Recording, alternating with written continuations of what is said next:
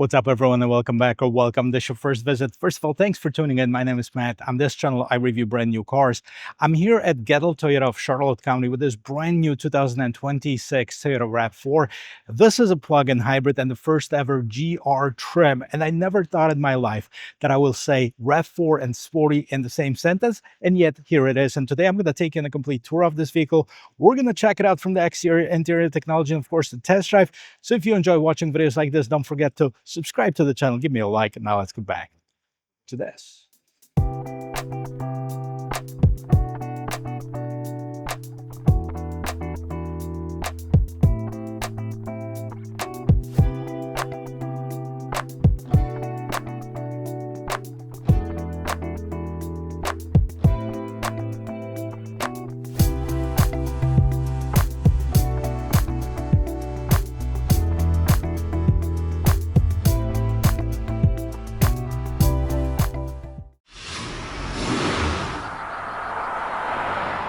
The 26 RAV4 has been completely changed, and I've already covered several different trims for the regular hybrid and the plug-in hybrid, which was the XSE trim.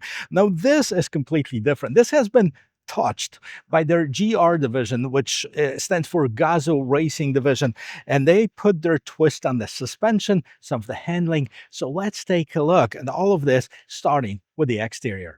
And we have the black on black vehicle, so it's going to be hard to see. Some of the features are always black, no matter which color exterior you choose. And I'm going to point these out. Starting with the exterior here, you can see this nice flat hood that's flat in the middle. It's got some raises on the sides. We also have the LED lights, daytime running lamps, turn signals, and right here at the bottom you can see the vertical fog lamps. Now the grille is sportier than you'll find on the regular RAV4. Each trim has its different flair. This one has the sporty one. Of course, we have the front-facing camera, the GR logo right here on the side. You can see some air inlets on the sides, air curtains. Those are all nice and functional for the better performance on the vehicle.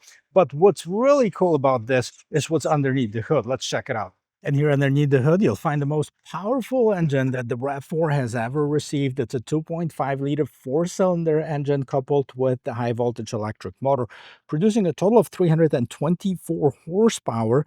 Now, it's an all-wheel drive. If you charge it with the DC fast charger, you can go from 10 to 80 in about 35 minutes, 0 to 60 in about 5 to 5.5 seconds. And it has almost 50 miles on the all-electric driving range. So that's a very, very cool vehicle, guys. Underneath the hood, we have some sound insulation. We also have this prop stick on the side that holds the hood up. Now I'm holding it.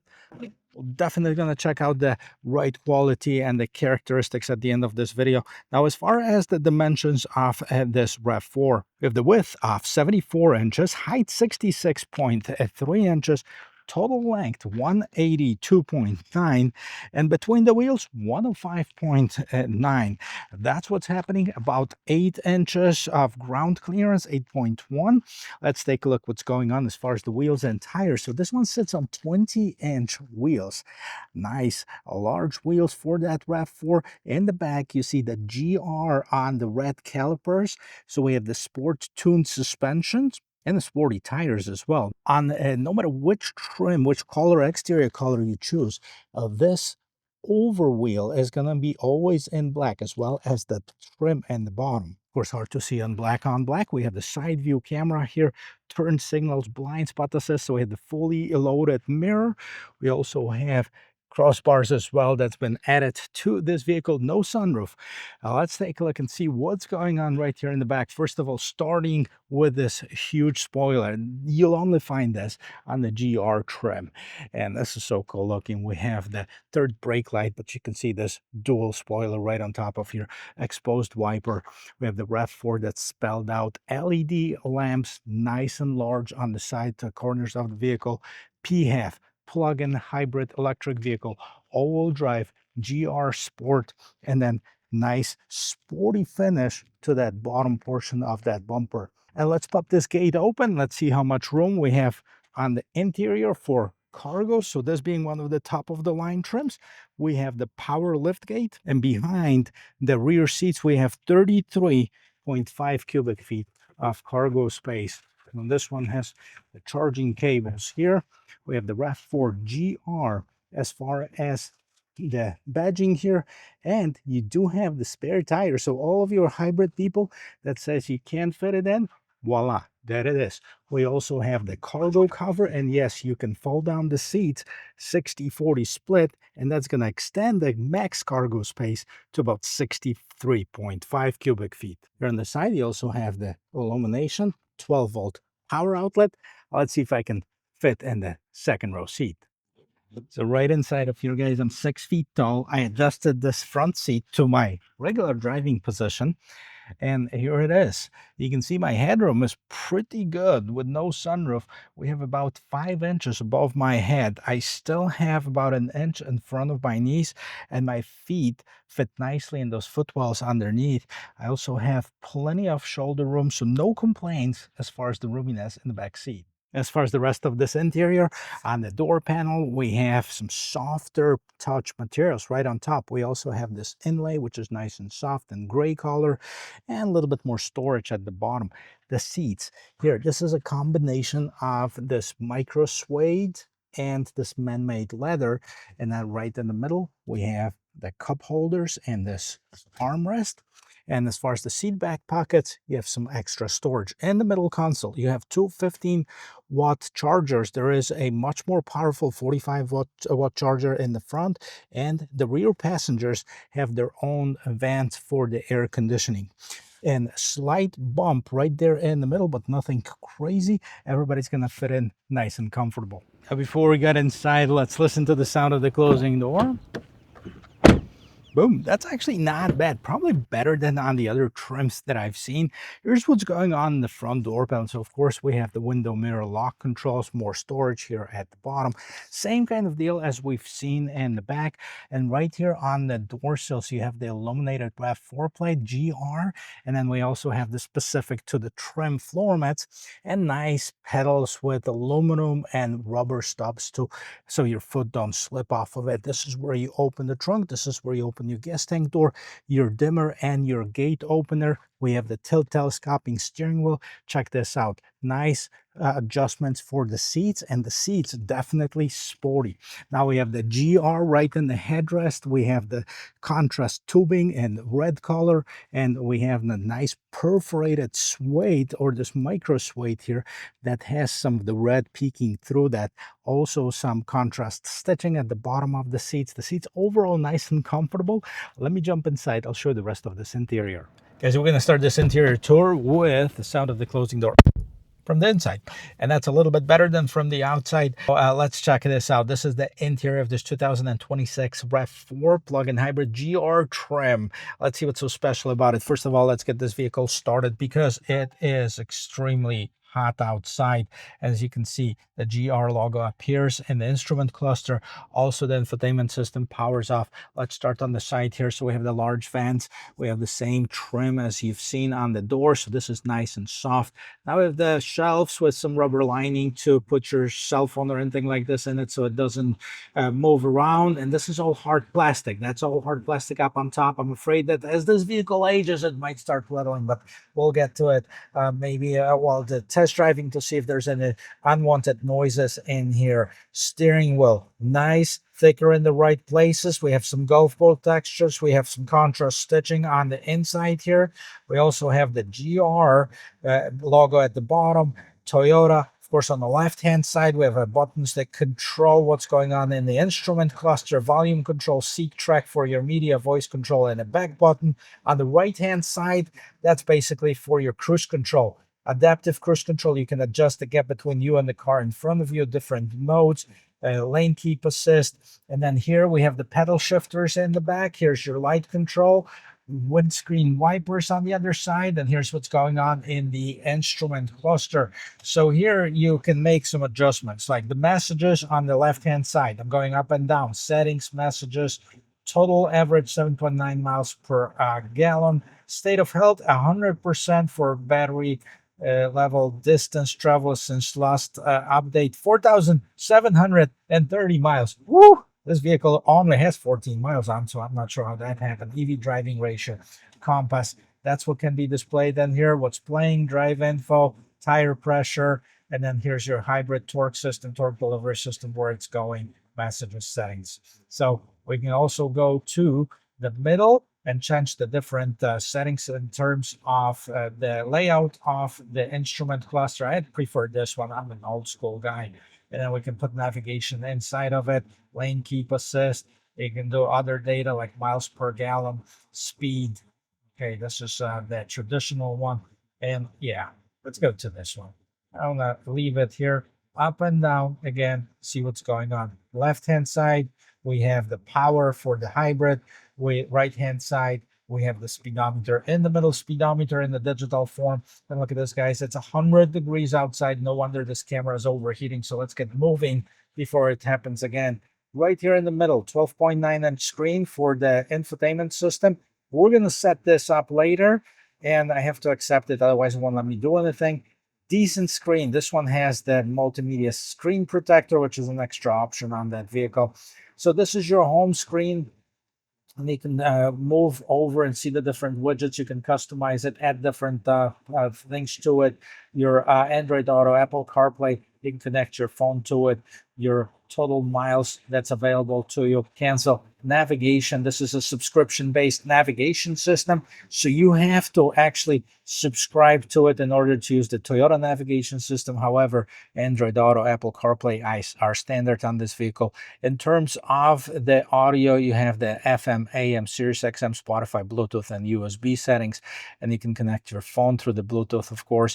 Here's your charging. Charge limit is set to 100%. Charge and battery schedule chargers during off-peak hours to help maximize energy efficiency. There's certain areas of the country that have different rates for electricity during peak hours and off-peak hours.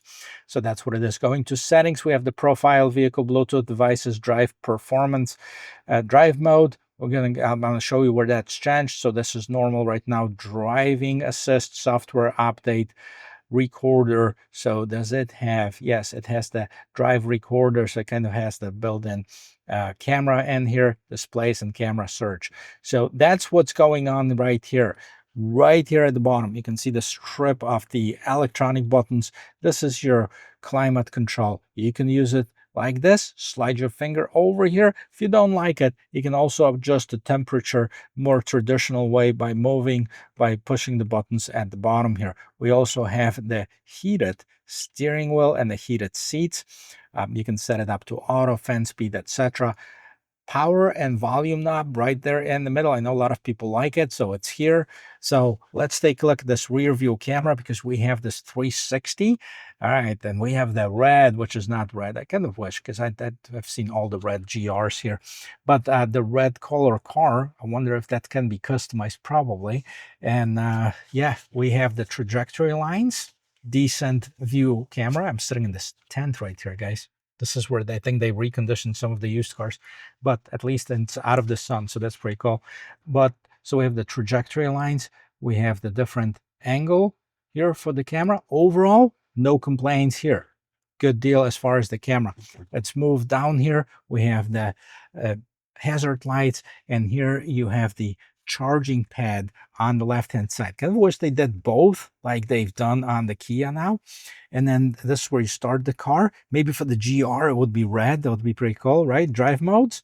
This is where you change them. And here's what's changing. So right now the Eco, of course, is green. Hit it again. Sport, custom, normal, and back to Eco. I'll leave it in sport. Okay. We also have the EV mode, hybrid mode, or auto. So depending on which one you want, we're going to check this out, while driving, trail and snow, because it is an all-wheel drive vehicle. So we have two off-road modes. I'm going to put it in normal in this case, because we're really not in snow at 100 degrees. 15-watt outlet here, 15 watt as far as the charging view that turns on your camera, and that allows you to move this vehicle around. It also has, oh, this is pretty cool too, because you can also see that it has this transparent hood. As the vehicle moves forward, it records what's going on underneath the car, and it helps you avoid any of the objects that are underneath here. And the same thing goes in the back. See, once we get to the back, it starts doing that as well. So that is a helpful feature if you are planning to take this vehicle off-road, or even in the regular parking lot or in the garage. That happens that you might hit something or someone, God forbid. 15 watts. This is the hill descent assist. We also have the traction control that you can turn on or off. I like this shifter. Okay, this is the regular shifter. You put it to the side. We also have the sport mode where you can change the simulated gears, of course, put it back in park, electronic parking brake, brake hold. And then here is the vehicle data transmission warning that's on by default. And if you want Toyota to stop tracking you, you have to call them and let them know.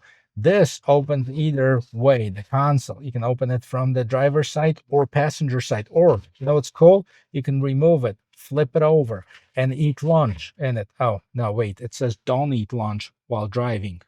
We can eat lunch without driving. Anyways, so you can do that as well here. Here up on top, you have your HomeLink system. Regular mirror. This is not a digital mirror or anything like this. We have the sunglasses holder, and you can control your lights. Now, the lights on the new RAV4s are tiny little bit, but they're pretty bright, so I guess that's all that matters. And as far as the visors, you'll have the illuminated visors.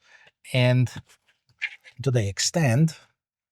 A little bit. Just have this little piece that extends here as well. No sunroof on this one.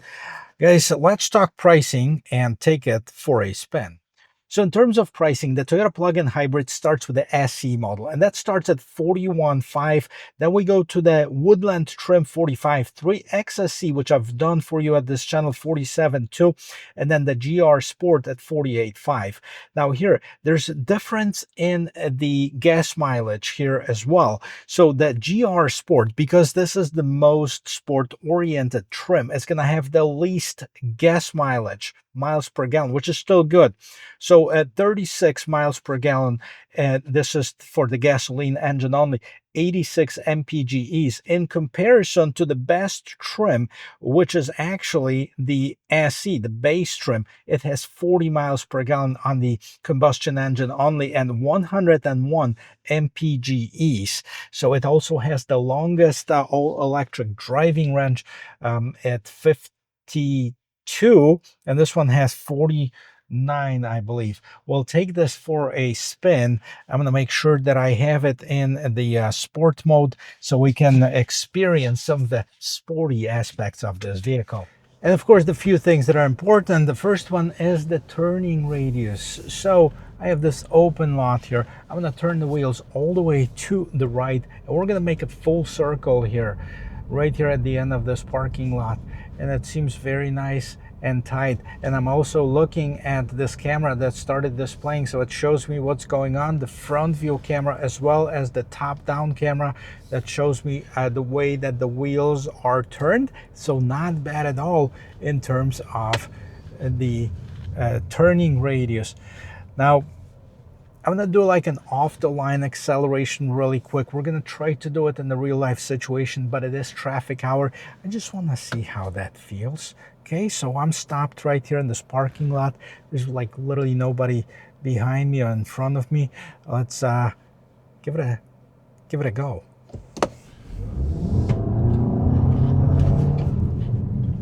Okay, up to 30. That's about it. That's about what I can do in this parking lot. Plus, it's not even, so I don't want to mess up the suspension.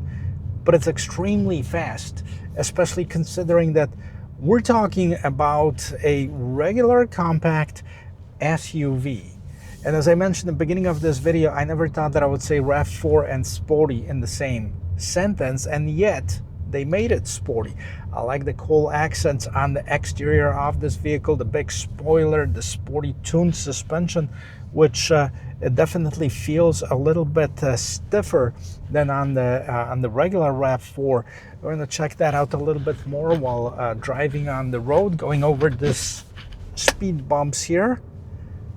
Yeah, it can definitely feel that.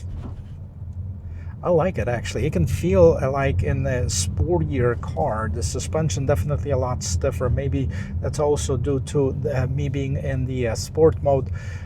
But I know that they put the crossbars as well on the suspension to make the ride stiffer, and you can definitely feel that even at the slower speeds here. I'm gonna tell you guys what, I'm stopped right here. We have the open road ahead of us. Let's kind of give it a go.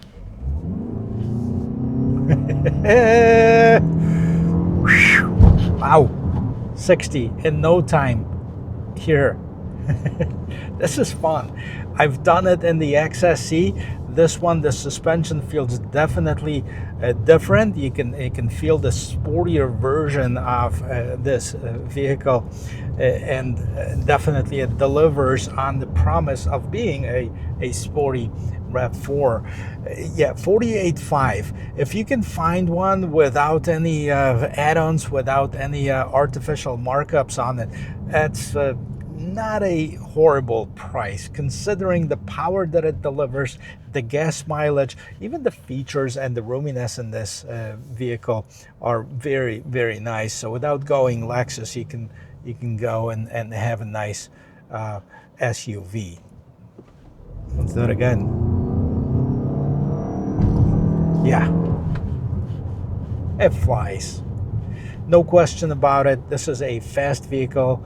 Toyota RAV4 plug-in hybrid GR. Let me know what you guys think about it. I think it's a fun vehicle and it can serve double purpose, right? For those of you who are starting families and you're gonna have this back seat and you're gonna need that child seat and some room for maybe a stroller or something, yeah, this is definitely an upgrade from maybe a GR86 or something that you've had that wasn't as big before. Well, let me know what you guys think about it. I think it's definitely a solid vehicle. Definitely something different that you can't really find in the compact SUV segment. And Toyota made it fun too. They made it sporty, they made it fun, they made it look good. And you know, at 48.5, is it expensive? It's not cheap, definitely. But so is everything else. Everything else is up in the pricing, especially if you're looking at the plug-in hybrids. They're going to be up there. So this is not a horrible price. Of course, if you can find one without any of the markups or add-ons that some of the dealerships are doing. But if you're looking for a vehicle, this might be a good time, because I know that the sales kind of slow down a little bit. So guys, thank you very much for watching. I hope you found this video helpful and you learned something about this brand new 2026 Toyota RAV4 GR plug-in hybrid. And if you did, don't forget to subscribe to the channel for more automotive content. Hit that bell notification bell and the like button, and I'll see you in my next video. Cheers.